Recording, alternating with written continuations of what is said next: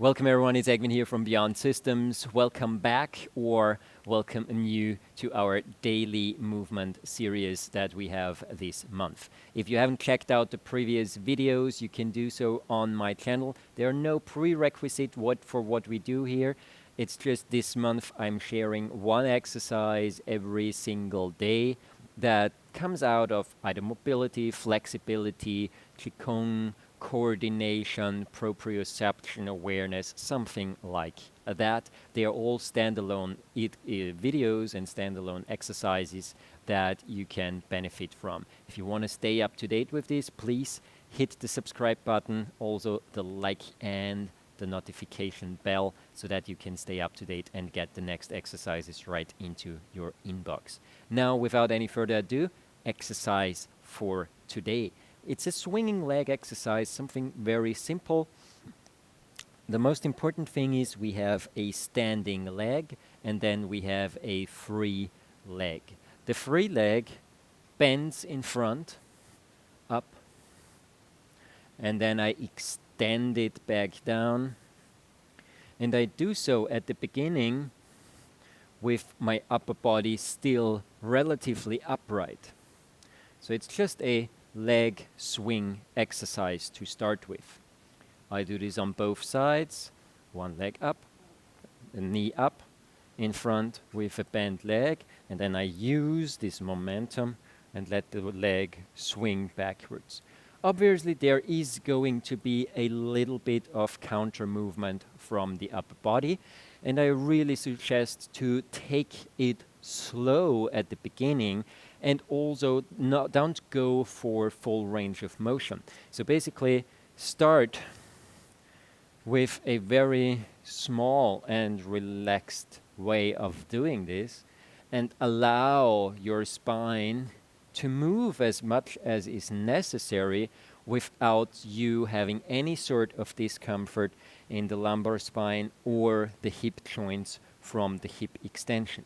Once you've warmed up a little bit more, then you can go and start to increase range of motion of this exercise,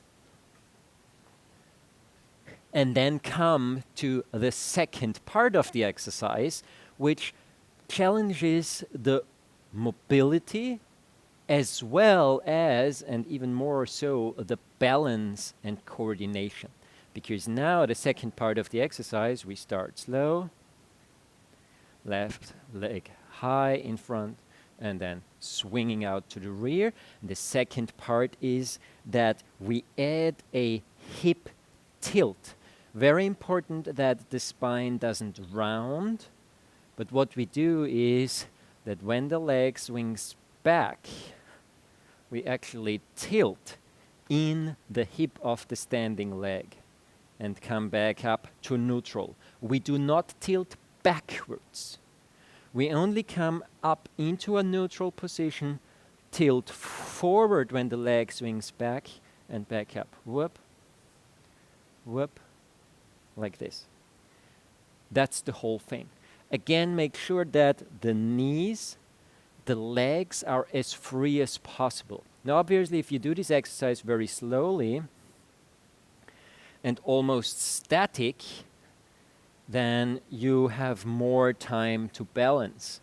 But the challenge here is to stand on one leg to get this dynamic going and then add this additional mobility drill for the standing leg hip joint that takes you up to neutral, and the free leg is always swinging all the way through rather than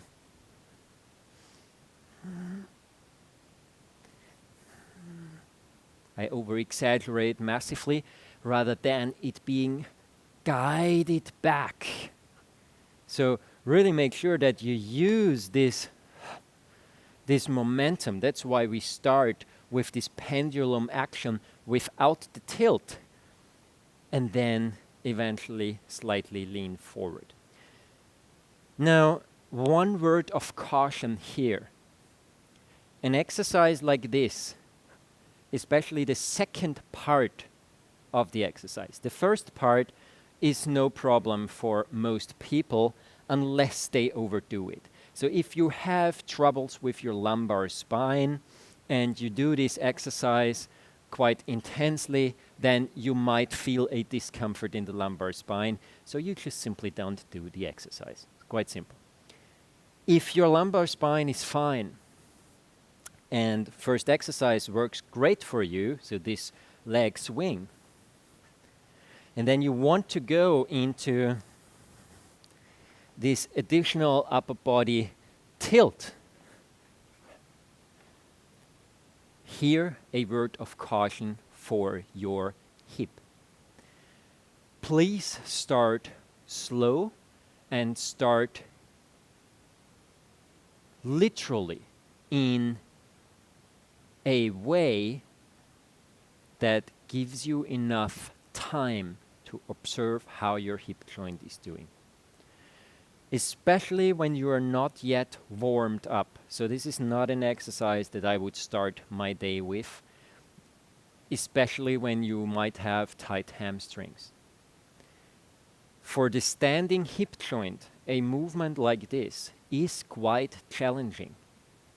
And then additionally, if maybe your muscles back here, your quads, your glutes, and your hamstrings, they are not used to stabilizing your weight on one leg in such a position, let alone in a dynamic one where balance also comes into play, then please be careful with this, because a lot of load is being put on that hip joint. Like I said at the beginning of this series, some of the exercises that we do are accessible to anyone.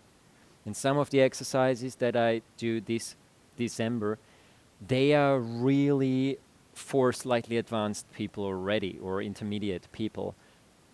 Simple because doing it as a total beginner might be a little bit too dangerous. So that's why I'm pointing this out. So when I stand on my right leg, and I swing the left leg through. And then I have this tilt.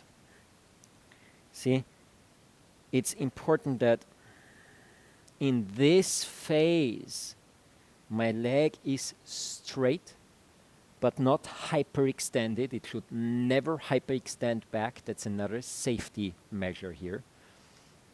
It's straight, but it still pushes into the ground, which it can't do once it's locked out to the rear. And then the additional part of this almost scale-like balance towards the front, there is a lot of pressure coming into the hip joint. Not every single hip joint is anatomically built in the same way. So some hip joints naturally will have no problem with this exercise, whereas for other people it will be difficult. That has nothing to do with you having a problem, that has nothing to do with you being inadequate. It is just simple a human thing. There are some exercises that I can't do. Not every person is made for every exercise, and that is absolutely fine. It is not necessary for everyone to be able to do absolutely everything, and we are not built for it. There are some things we can and some things we simply cannot do in a safe way, just exactly like someone else might be doing it. All right, so that being said, part one of the exercise, just a simple leg swing. Part two of the exercise, adding a hip tilt in the standing leg without hyperextending the knee backward.